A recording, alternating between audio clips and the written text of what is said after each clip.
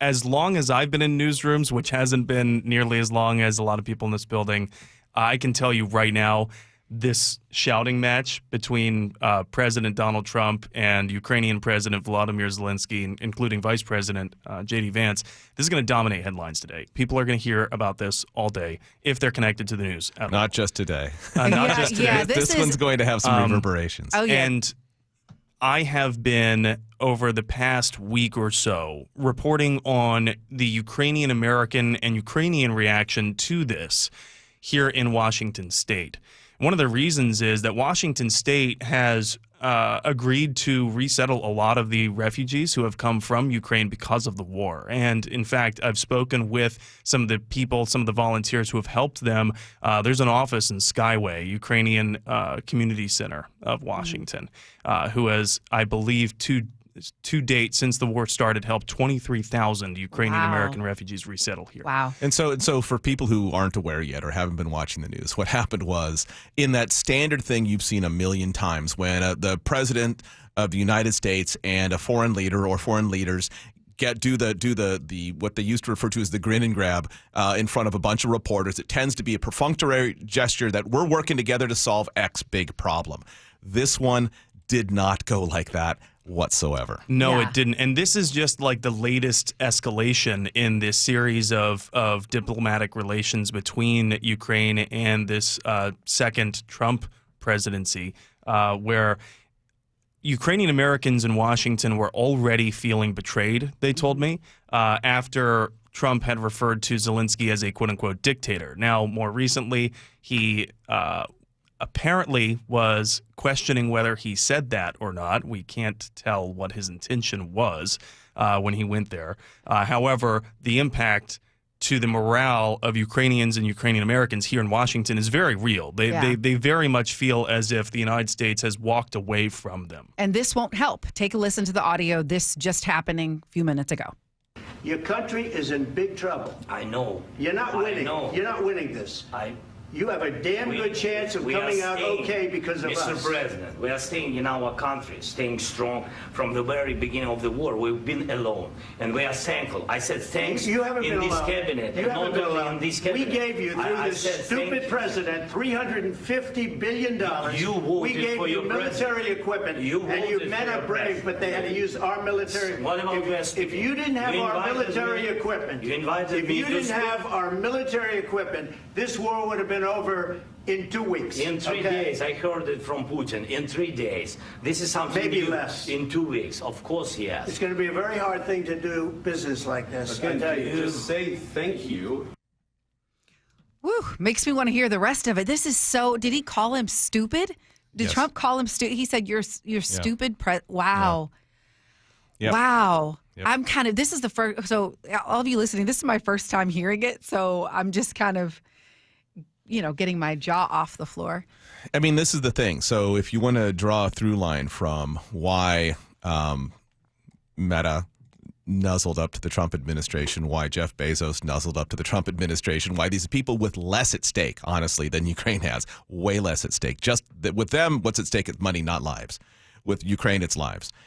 This is what happens when you decide to push back a little bit, when you feel like he's maybe saying something that is not correct, or he will then, we're going to talk perhaps later about the Trump administration declaration about controlling the press corps, right, which was never been part of administration. This is what happens. When you push back, there literally are lobbyists who advise people on how to speak to the president, because this sort of detonation, which actually with him may result in a change in policy. I mean, this is going to be a very bumpy path for the Ukraine situation moving forward because of this moment, because Zelensky is a guy who's been literally under pressure, under fire, and holding it together, and finally he snapped a little bit, and the president went guns on him. Obliterated, yeah. As a quick point of clarification, I believe that President Trump there was referring to former President Joe Biden, calling him as stupid, as he did in other parts of that shouting match, where it's no secret what the Biden administration's stance was on Ukraine. The Biden administration pushed very hard to get it's no secret what the Trump support administration there. stance is. And that's where I was going with that. It seemed like it changed, though. it seemed like at one point in time there was support for supporting Ukraine. Well, there is, but it's the important support is the administration, right? I mean, that's where money and weapons come from. That's what the president is referencing. And so the Biden administration felt like we need to do something as sort of a bulwark against Russian pressure from natural gas to actual invasions.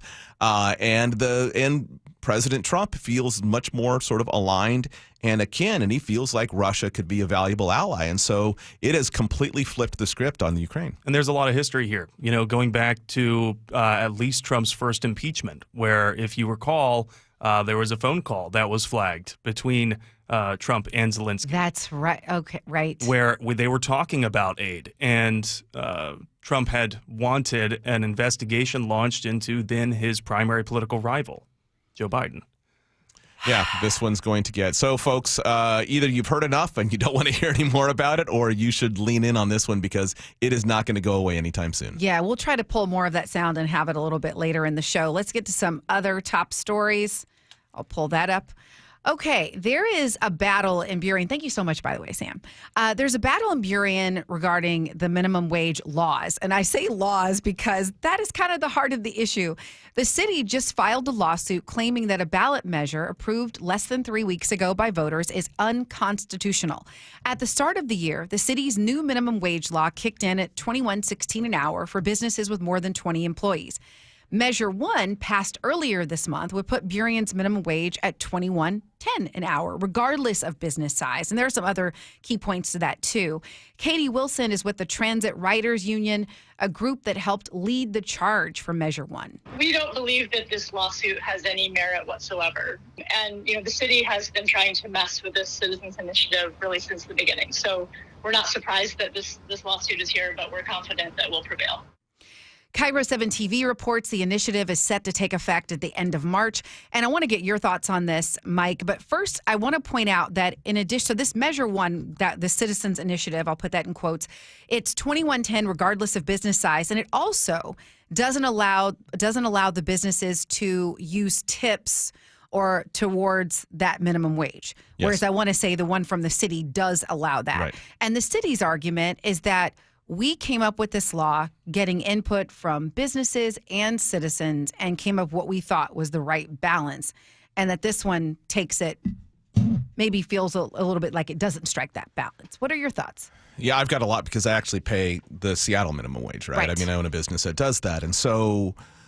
and I'm not opposed to minimum wage increases, weirdly enough. I mean, a lot of businesses, it depends on your business. Ours does fine with that, and we hopefully we can pass some of those costs along, and some of those we're going to absorb, but I'm not an opponent to it. Let me just state that for the record.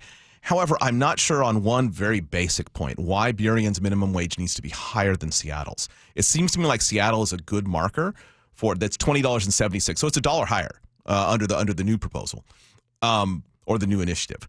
The Burien is objectively less expensive than Seattle. It may not be in terms of groceries. It certainly is in terms of a lot of other things. And so why you'd raise Burien up beyond Seattle's, you could make the argument that Seattle's is inadequate. And that's if this at Seattle's current minimum wage, if you're working 40 hours a week, it's about $47,000 a year. That is not enough to live in Seattle. And that's with no overtime, no, additional wages. Why Burien needs to be higher, I don't know. It doesn't make a whole lot of sense to me. And I think that the city actually did a pretty decent job raising the minimum wage there.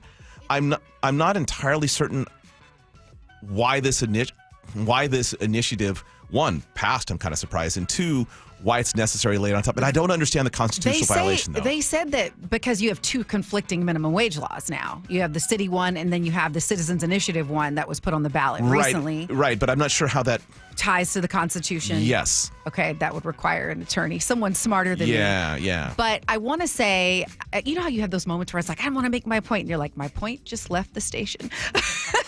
But I want to say there are some other parts of the law that, I know what it is.